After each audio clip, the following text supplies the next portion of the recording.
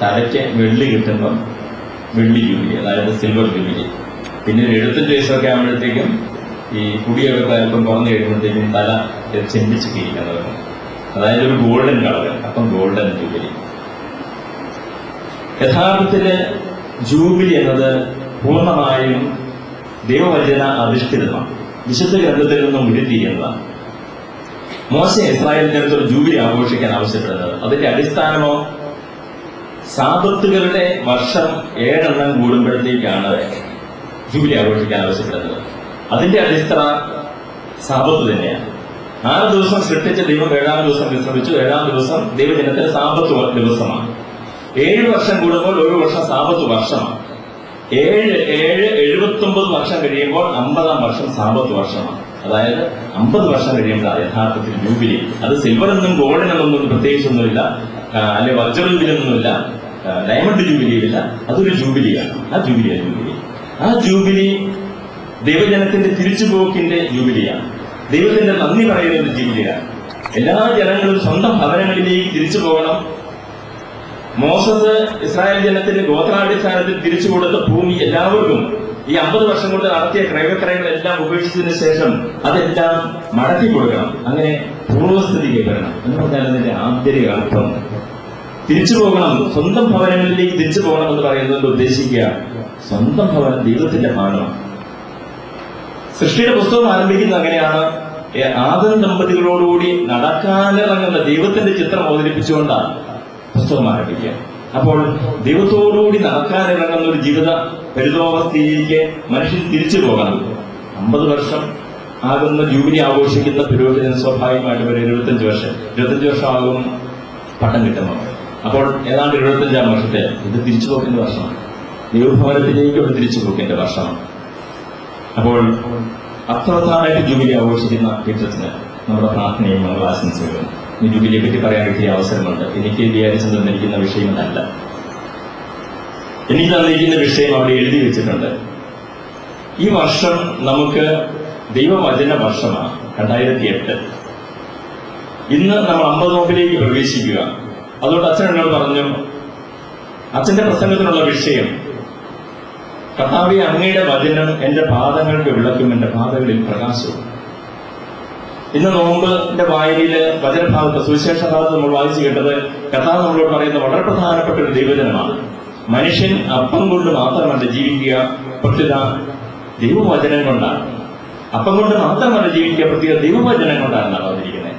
അപ്പോൾ ദൈവവചനം കൊണ്ട് ജീവിക്കാൻ നമുക്ക് കഴിയണം. നോമ്പിലേക്ക് പ്രവേശിക്കുമ്പോൾ അച്ഛൻ സൂചിപ്പിക്കുകയുണ്ടായി, ധാരാളം ആളുകൾ തിരുനാളായതുകൊണ്ട് മാത്രം അവർക്ക് സംസാരിക്കാൻ വരും. കുർബാന സമയത്ത് അനൗൺസ്മെന്റ് ഉണ്ടായി, കുമ്പസാരിക്കാനുള്ള സൗകര്യം ഇവിടെ ഉണ്ടായിരിക്കുന്നതാണ്.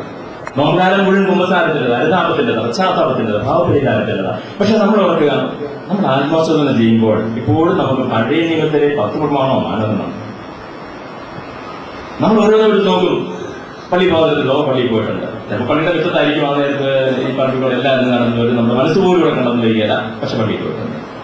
ഞാൻ ആരെയും കൊന്നിട്ടുണ്ടോ? പലരും നമ്മൾ കാണിച്ചു, എന്റെ ആരെയും കൊന്നിട്ടില്ല. പക്ഷെ അങ്ങനെ ചിന്തിക്കുമ്പോൾ നമ്മൾ ഓർക്കാറില്ല കർത്താവ് പഠിപ്പിച്ച വചനം. അവർ നമ്മളോട് പറഞ്ഞിരിക്കുന്നത് കൊല്ലരുത് എന്ന് പൂർവികരോട് പറയപ്പെട്ടിട്ടുള്ളതായി നിങ്ങൾ കേട്ടിട്ടുണ്ടല്ലോ. എന്നാൽ ഞാൻ നിങ്ങളോട് പറയുന്നു, സഹോദരനെ വിഡ്ഢി എന്ന് വിളിക്കുന്നവൻ സംഘവിധിക്ക് അർഹനാണ്, റാഖ എന്ന് വിളിക്കുന്നവൻ തീ നരകത്തിന് അർഹനാണ്.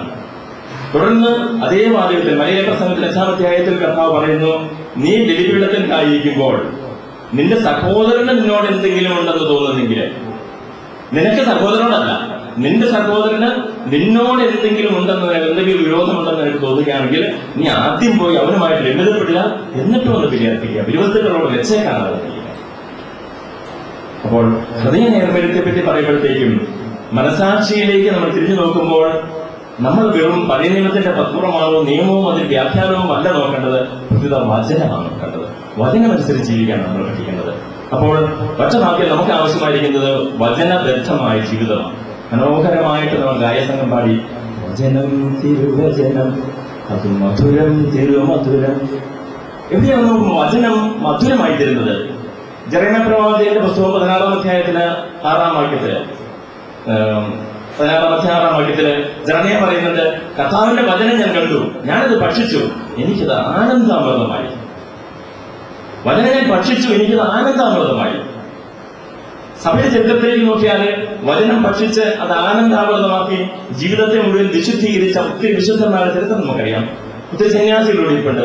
സന്യാസി ജീവിതത്തിൽ തുടക്കക്കാരനായ വിശുദ്ധ അന്തോനീസിനെ സംബന്ധിച്ചിടത്തോളം ദൈവവചനം ആദ്യത്തിൽ പ്രചോദനം നൽകിയത്, നീ പൂർണ്ണനാകാൻ ആഗ്രഹിക്കുന്നെങ്കിൽ നിനക്കൊണ്ടതെല്ലാം വിട്ട് ദരിദ്രർ കൂടുക, അപ്പോൾ നിനക്ക് സ്വർഗത്തിൽ നിക്ഷേപം ഉണ്ടാവും, അതിനുശേഷം തന്നെ അനുഗ്രഹിക്കുക. അന്തോനീസെല്ലാം ഉപേക്ഷിച്ച് കർത്താവിന്റെ പിന്നാലെ പോയി. ഫ്രാൻസിസ് അസീസിയെ സംബന്ധിച്ചിടത്തോളം അതുപോലെ തന്നെയാണ്. അസീസിക്ക് പ്രചോദനം നൽകിയത് ലേഖനങ്ങളാണ്. അതുപോലെ തന്നെ നമുക്ക് വിശുദ്ധ അഗസ്തീനോസിനെ നോക്കിയാൽ അറിയാം, അഗസ്തീനോസിന് ദൈവജ്ഞാനം ലഭിച്ചത് അയൽക്കാരിയായ ഒരു കുട്ടിയിൽ നിന്നാണ്. എടുത്തു വായിച്ചാലും എന്ന അവളുടെ ആ ആഹ്വാനം കേട്ടപ്പോൾ അതിന് വിശുദ്ധ അഗസ്തീനോസ് തോന്നി, ദൂർത്തനായി ജീവിച്ച അല്ലെങ്കിൽ വിഷയാസക്തിയിൽ ലയിച്ച് ജീവിച്ച അഗസ്റ്റിന് തോന്നി ഇത് ദൈവത്തിന്റെ ആത്മാവാണ്. അദ്ദേഹം വചനം കൊടുത്ത് വായിച്ചു. നീ വിഷയാസക്തിയിൽ മുഴുകി ജീവിക്കാതെ നീ കർത്താവിനോട് ചേർന്ന് ജീവിക്കുക, കർത്താവിന്റെ ദാസനായി ജീവിക്കുക എന്ന ആഹ്വാനം ലഭിച്ചപ്പോൾ മനസ്സാന്തരം. സിസ്റ്റർ തെരേസയെ മദർ തെരേസയാക്കി മാറ്റി പാവങ്ങളുടെ അമ്മയാക്കിയത് എന്താണ്? മത്തായിയുടെ സുവിശേഷം 25-ാം അധ്യായത്തിൽ ഒരു വാക്യമാണ്, ഈ ചെറിയവരിൽ ഒരുണ്ട് ചെയ്തപ്പോഴുള്ള എനിക്ക് തന്നെയാണ് ചെയ്തത്. ഒരു വക്കീലായി ജോലി നോക്കിയിരുന്ന മോഹൻദാസ് കരംചന്ദ് ഗാന്ധിയെ മഹാത്മാഗാന്ധിയാക്കി മാറ്റുന്നതിലും ദൈവജനത്തിന്റെ സ്വാധീനമുണ്ട്. അദ്ദേഹം തന്നെ അത് പറഞ്ഞിട്ടുണ്ട്. യേശുവിന്റെ ജീവിതവും യേശുവിന്റെ മരണവും അദ്ദേഹത്തിന്റെ പ്രബോധനങ്ങളുമാണ് അഹിംസാ സിദ്ധാന്തത്തിന് അടിത്തറയിടാൻ എനിക്ക് പ്രേരണയാകുന്ന ഗാന്ധിജി തന്നെ പറഞ്ഞത്. പക്ഷെ നമ്മളിൽ ഒത്തിരി പേരെ സംബന്ധിച്ചിടത്തോളം വചനം എന്നത് അല്പം വാഗ്വാദത്തിനും അല്പം വൈദ്യപ്പെടുപ്പിനും അങ്ങനെയൊക്കെ ഒത്തിരി കാര്യങ്ങളൊക്കെ കേട്ടാം. എന്റെ ജീവിതത്തെ എന്റെ ഓർമ്മയിൽ ഒരു കൊച്ചു കാര്യം വാഗ്വാദത്തിന് വേണ്ടിയിട്ട് നമ്മൾ ഉപയോഗിക്കുക, അല്ലെങ്കിൽ വെറുതെ വചനം നമ്മൾ ഫൈറ്റ് ചെയ്യാൻ എന്നിട്ടൊരു പൂക്കൽ വിഷയം കാര്യമില്ല.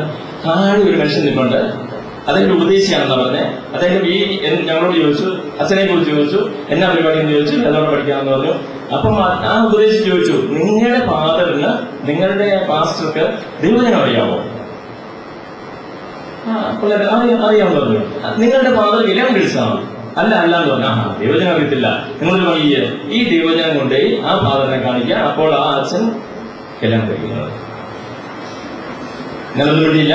ആ വചനമായി പഠിച്ച് കഴിഞ്ഞ ശേഷം ഒരു ക്ലാസ്സിലേക്ക് ഉൾക്കൊള്ളാൻ വന്നു. വെല്ലടിച്ചതിന് ശേഷം അവിടെ ഇറങ്ങിച്ചപ്പോഴത്തേക്ക് ബസ് സ്റ്റോപ്പിൽ ഈ ഉപദേശം നിൽക്കുന്നുണ്ട്. ഞാൻ അദ്ദേഹത്തിൽ ചോദിച്ചു, ഈ ഒരു വചനം മാത്രമേ പഠിച്ചുള്ളൂ, മറ്റൊരിടത്ത് ഇത് ലേഖനത്തിൽ നിന്നുണ്ട്, ഇനി കർത്താവ് തന്നെ അറിയിച്ചിരിക്കുന്ന ഒരു വചനമുണ്ടല്ലോ സഹോദര, ഈ ചെറിയവരിൽ ഒരുവന് നീ ദുർമാതൃക നൽകുന്നെങ്കിൽ, ഉതപ്പ് നൽകുന്നെങ്കിൽ നിന്റെ കരുത്തിൽ ഒരു കല്ലും കെട്ടി ഒരു തിരികെ കെട്ടിയിട്ട് കടലിൽ താഴണമെന്ന് പറഞ്ഞു. രണ്ടുപേരും വചനം ചോദിച്ചു. അതിനുശേഷം ഞങ്ങൾ സംസാരിച്ചു. ഞാൻ അദ്ദേഹത്തോട് പറഞ്ഞു, നമുക്ക് സംസാരിക്കാം, ഞാൻ അങ്ങോട്ട് വരാം, ഉപദേശത്തിന്റെ വീട്ടിലേക്ക് വരാം. ഞാൻ പറഞ്ഞു, അവിടെ ഇങ്ങനെയാണ് സൗകര്യമൊന്നുമില്ല, കുറച്ച് വീടാ സൗകര്യം, ഭാര്യയുണ്ട്, മക്കളുണ്ട്. ഞാൻ പറഞ്ഞു, ഇതാണ് എന്റെ പ്രധാനപ്പെട്ട കാര്യം. വചനം പറഞ്ഞിരിക്കുന്നത് ഇതാണ്. രണ്ട് കാര്യം ഞാൻ താങ്കളെ ഓർമ്മിപ്പിക്കുകയാണ്. ഒന്ന്, വചനം പറഞ്ഞിരിക്കുന്നത് ഒരു സമാസലേഷൻ ബഹുഭാര്യത്വം ഉൾക്കൊള്ളുന്നവനാവരുത്, ഏകഭാര്യയുടെ ഭർത്താവായിരിക്കണം, ബഹുഭാര്യത്വം പാടില്ല. എന്നാൽ ബ്രഹ്മചര്യത്തെ പറ്റി മറ്റവസരങ്ങളിൽ പറഞ്ഞിട്ടുണ്ട്, ഞാൻ ഒരു ബാധ്യതയില്ലാത്ത മനുഷ്യനാണ്, എന്റെ ഭവനം പൂർണ്ണമായിട്ടും നിങ്ങൾക്ക് എല്ലാവർക്കും വേണ്ടി തുറന്നിട്ടിരിക്കുന്ന, ഇങ്ങോട്ട് പോലെ രാത്രിയും പകലും ഒരുപോലെ നമുക്ക് ദൈവജനം പഠിക്കാം. ആ സഹോദരൻ ഞങ്ങൾ ഒത്തിരി ചർച്ചകൾ നടത്തി. നല്ല സുഹൃത്തുക്കളായി ഒത്തിരി കുറെ കാലം ഒന്നിച്ച് മനോഹരമായി പ്രവർത്തിക്കുകയും ചെയ്തു. മറ്റൊരു ഭാഗത്ത് മറ്റൊരു അവസരത്തില് ദൈവജനത്തിൽ ചിലപ്പോഴെങ്കിലും നമ്മൾ ജീവിക്കാൻ ഉപകാരപ്പെടുത്തും എന്ന് പറഞ്ഞാൽ എന്റെ ഭാഗം ശരിയാക്കാൻ വേണ്ടിയിട്ട് അതൊരു കഥയാണ്, സംഭവം അതല്ലെന്ന് ഞാൻ കരുതുന്നു. ഒരു പൗലോസ് മുതലാളി, പണ്ടൊക്കെ സാധാരണ ഈ നല്ല സത്യക്രിസ്ത്യാനികളൊക്കെ, പാരമ്പര്യ ക്രിസ്ത്യാനികളൊക്കെ അന്നുള്ള കീഴ്ജാതിയിൽ പറഞ്ഞ ആളുകളെ മാമോദിസ വേദപാഠം പഠിപ്പിച്ച് മാമോദിസ നോക്കി തങ്ങളുടെ കൂടെ കൊണ്ടുവരുന്ന പാരമ്പര്യം ഉണ്ടായിരുന്നു. അയാൾ കാളസന്ധിക്ക് പോയപ്പോഴത്തേക്കും മത്തായി എന്ന് പറഞ്ഞു. അവൻ വന്നു, ഒരു നല്ല പുതുക്കെട്ടെടുത്ത് തോളെ വെച്ചുകൊണ്ട് വന്നിട്ട് നടന്ന കാളസന്ധിക്ക് വന്നു, കൂത്താട്ടോട് കാളസന്ധിക്ക് വന്നേ. അപ്പോൾ രാവിലെ തൊട്ട് നടന്ന് ഉച്ചയാകാനായിട്ട് രണ്ടുപേരും നന്നായിട്ട് വിശന്നു. പക്ഷെ ഒരു പൊതിച്ചേരേ ഉള്ളൂ, വലിയ പൊതിച്ചേര. ഇത് തുറന്നു വെച്ച് മുതലാളി ഉണ്ണാൻ തുടങ്ങി. കുറെ നേരം നിന്ന് കഴിഞ്ഞാൽ എനിക്ക് അത് ഒത്തിരി നിൽക്കാതെ വന്നു തീർക്കാം. 10 മിനിറ്റ് എനിക്ക് വിചാരിച്ചിരുന്ന സമയം. കുറെ നേരം നിന്ന് കഴിഞ്ഞപ്പോൾ ഭക്ഷണം കഴിച്ചു കഴിഞ്ഞു, പകുതി കൊണ്ട് കഴിഞ്ഞു, പകുതിക്ക് അപ്പുറത്തേക്കും കൂടെ കൈപിടിച്ചിങ്ങോട്ട് മറിച്ച് കഴിഞ്ഞപ്പോഴത്തേക്കും പുതുക്രിസ്ത്യാനിക്ക് ഒരു സംശയം. അപ്പൊ അയാൾ ചോദിച്ചു, മുതലാളി അങ്ങനെ ഈ വേദപാഠം പഠിച്ചപ്പോഴത്തേക്കും ഒരു കാര്യം പറഞ്ഞിട്ടില്ലേ, ഈ എന്താ നിന്നെ പോലെ നിന്റെ അയൽക്കാരനെ സ്നേഹിക്കണമെന്ന്? അത് ആര് പറഞ്ഞതാണ് മുതലാളി? ഒരാളീ കാര്യം മനസ്സിലായി. ഒരാൾ പറഞ്ഞു, എടാ അത് മാത്രമേ ഞാൻ നിന്നെ പഠിപ്പിച്ചിട്ടുള്ളൂ, അന്യന്റെ വസ്തുക്കളെ ആഗ്രഹിക്കുന്നതോട് നിന്നെ പഠിപ്പിച്ചിട്ടുള്ളൂ.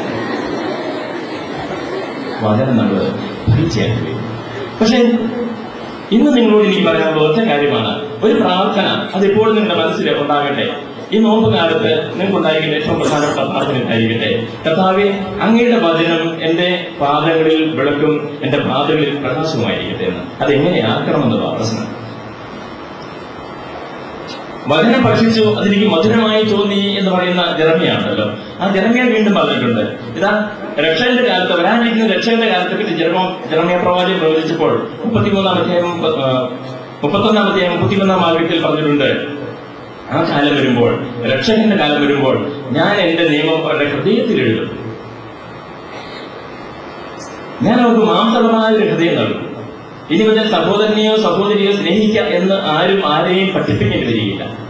അപ്പോൾ ഈ സ്നേഹത്തിന്റെ പ്രമാണം ഹൃദയത്തിൽ എഴുതപ്പെട്ടവനായിട്ട് മനുഷ്യൻ ജീവിക്കുന്ന ഒരു കാലം വരും. ആ കാലമാണ് പുതിയ നിയമത്തിന്റെ കാലം, അതാ യേശുക്രിസ്തുവിന്റെ കാലം.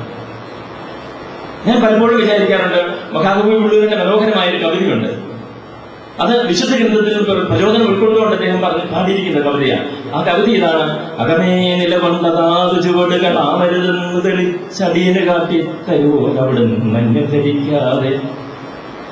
അകമേ നിലകൊണ്ട് അതാത് ചുവടുകൾ ആമരുതെന്ന് തെളിച്ചടിയന് കാട്ടി തരുവോ അവിടുന്ന് അന്യധരിക്കാതെ. ഷേക്സ്പിയറിന്റെ നാടകം പഠിച്ചിട്ടുള്ള അദ്ദേഹം പറഞ്ഞിട്ടുണ്ട്, ജീവിതമാകുന്ന ഈ ലോകത്തില്, ജീവിതമാകുന്ന സ്റ്റേജില് നാടകം അഭിനയിക്കുന്നവരാണ് നമ്മളെല്ലാവരും. ലോകം ഒരു വലിയ സ്റ്റേജാണ്. ഈ സ്റ്റേജിൽ നാടകത്തിൽ അഭിനയിക്കുന്നവരാണ് നമ്മളെല്ലാവരും. ഈ ജീവിത നാടകത്തില് ഞാൻ ഏത് ഭാഗം നിങ്ങളുടെ നാടകത്തിൽ അഭിനയിച്ചിട്ടുള്ളവർക്കറിയാം, എല്ലാ കാര്യങ്ങളും നമ്മൾ കാണാതെ പഠിക്കുക. കുറെ കാര്യങ്ങൾ പുറകിൽ നിന്നോട് പ്രോം ചെയ്ത് കൊടുക്കുകയാണ്, പറഞ്ഞു കൊടുക്കും.